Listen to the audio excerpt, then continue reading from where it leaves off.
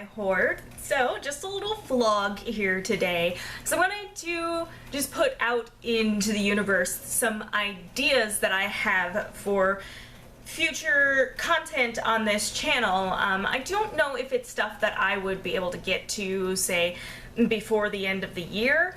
But this is all stuff that I've started to really think about, and I'm really want to make this kind of content as well as everything else that I normally do. So you may know that I work in the bridal industry as a seamstress, altering bridal gowns and bridesmaids dresses and all of that as well, prom dresses, everything we sell in the store I work in.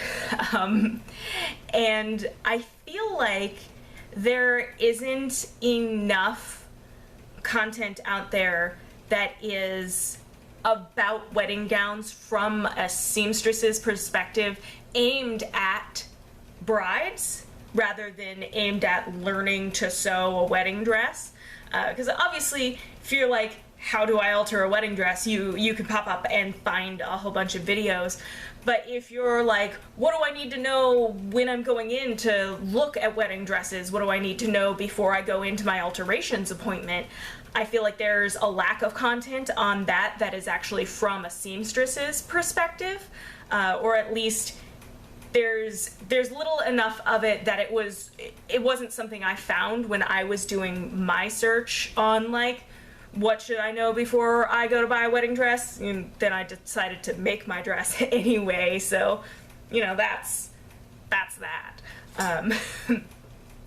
But there just really isn't, other than, like, you should expect to save part of your dress budget for alterations. Okay, what does that mean? What alterations will you need? What alterations will you need based on what dresses you like?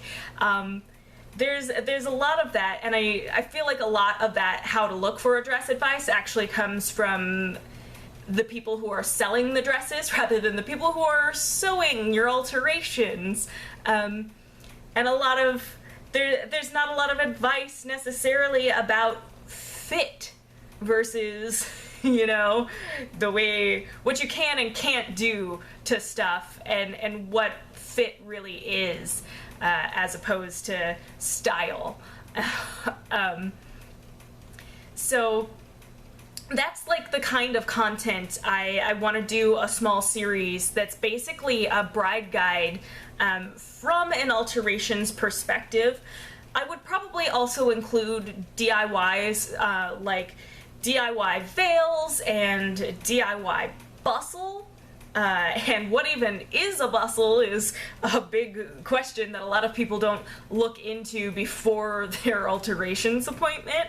And I feel like if I put one more thing on the internet, it's that much more likely that any of it will be found by brides looking for advice about specifically that, or who don't know that they need to ask that question, because most people don't ever have a garment altered except for when they're getting married, even suits or you know, any other thing, or you know, the first time they got something altered was a bridesmaid's dress, and yet that's still totally different than your bridal gown.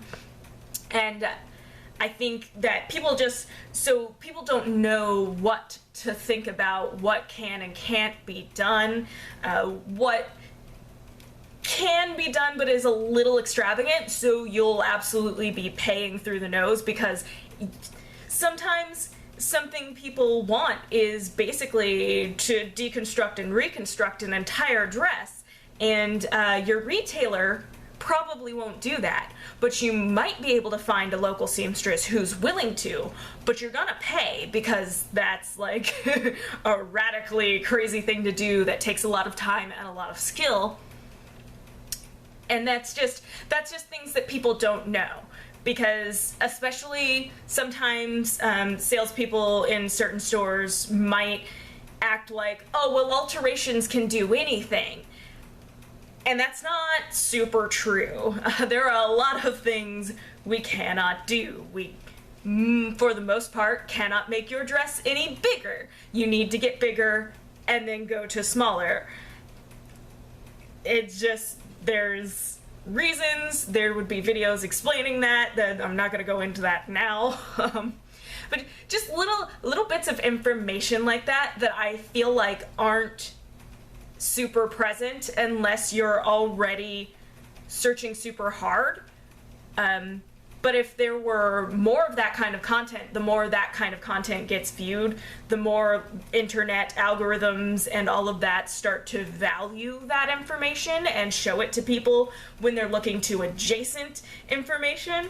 And that's something I've become pretty passionate about, is especially because I have watched some videos where people who are not seamstresses were doing like, can you buy a wedding dress from such and such sketchy cheap website? Like, basically, can you buy a cheap wedding dress online?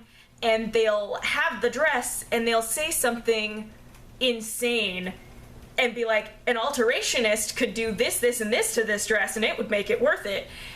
And here's the thing, either that thing was actually literally impossible, or that thing was so expensive that you might as well have taken your butt down to the store and just bought something off the rack, you know, in your actual city or close to your city or whatever, because you're gonna end up with the same amount of work, to be honest, or more, especially if, like, I think there was one dress that this girl, and she just doesn't know. She didn't know. So she said, she spoke to something she didn't know about, and she's like, oh yeah, you could just have all of these, like, details replaced. And it was like, okay, while technically probably yes, like, so you're gonna have to provide the new embellishment you want. That's going to be all the time of taking off those embellishments and all the time of putting the new ones back on, possibly being charged for if you decide to ask your seamstress to source the stuff. You know, she's going to charge you for that time. Like, it's going to end up being not worth it. But that's not... But, you know, in her brain, I assume she was just going like, oh, this is possible, and okay, but no one would end up wanting to do that. If you're trying to get your wedding dress super cheap, and then, oh, just change the entire decoration on your cheap wedding dress, and therefore rack up a really large alterations bill. Or just, like, things like, I bet they could add this, that, and that, and no, we really couldn't because of the structure of the dress.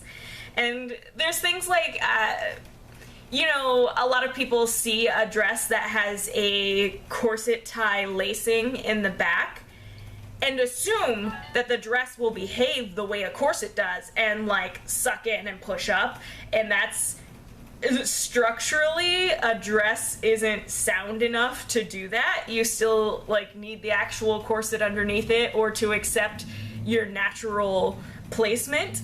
And those are things that, like, a lot of people just see corset and think it works like a corset, and it really doesn't.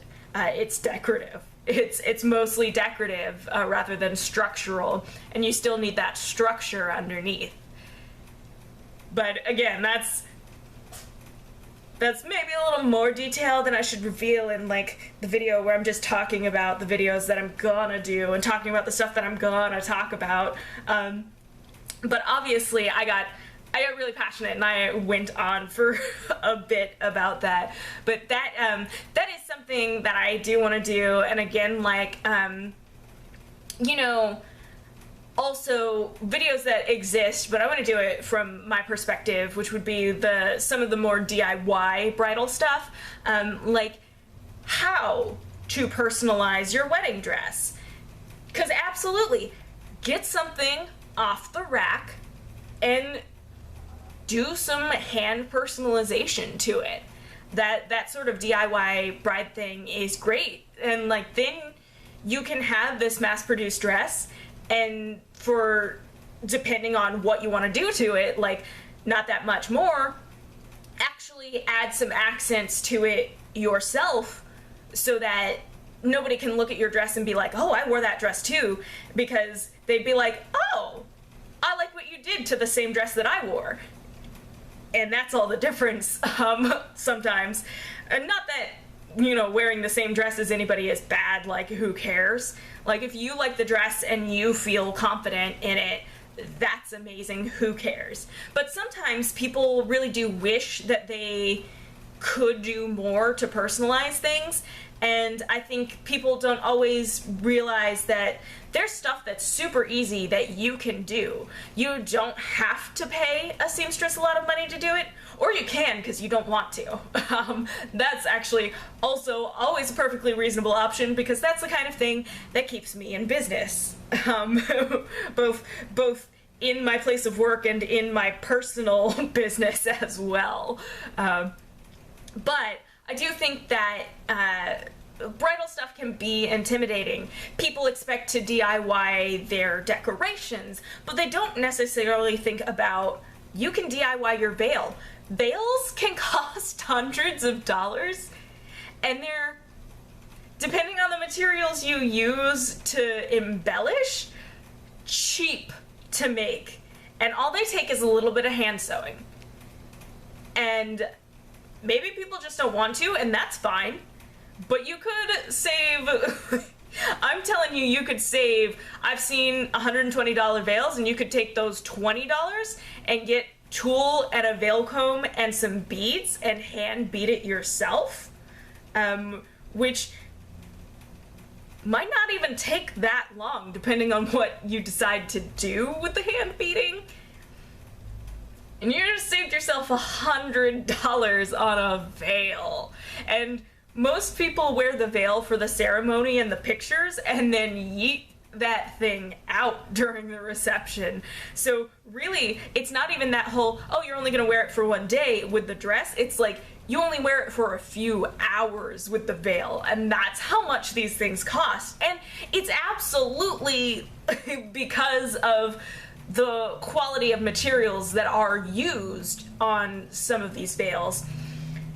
Some of them, I don't know why they cost that much. I genuinely don't know why you can have just like a shoulder length veil with just some beadwork on it that costs $90. And I'm like, okay, because honestly, I'd sell that for 30, maybe 30 if I handmade it myself, depending on how long the beadwork actually took me, I guess. And I guess it can take that long, but when it's just like a straight line of beads, you're like, I don't know that that took long enough to justify the price on that, but okay. And I don't know, they could be put on by like really expensive machines. Like, I don't actually know the manufacturing process for those veils. I know a little bit about the process behind wedding gowns, but not enough to really speak to like, oh, this, and this happens in the factory or whatever. But I know a little bit more about gowns than I do the veils. The veils are a little bit of a mystery to me. They just are. Anyway, I want to end this video by asking a question of anyone who stumbles across this video, hopefully, because that's where I want to go. If you could comment below whether you're a bride, a seamstress, a non-bride who's wearing a dress, because bride is feminine and not everyone is feminine, but sometimes people wear dresses. So either if you've already had a wedding, what do you wish someone had told you from the alterations perspective?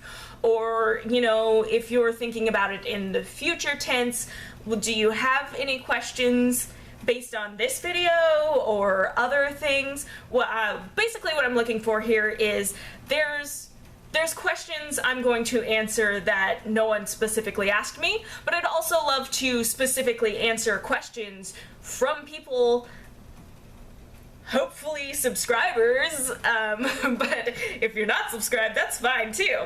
But actual, like, real life people asking these questions.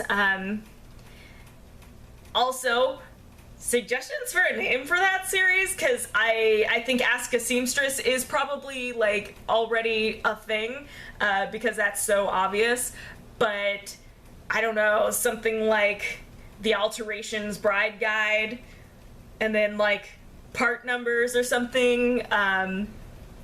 I don't know, if you think of something really clever and you want to allow me to use it, don't tell me it if you don't want me to use it. But if you think of something really clever, totally drop a suggestion on that too. So with that, I am gonna head off, and I will see you treasures next time.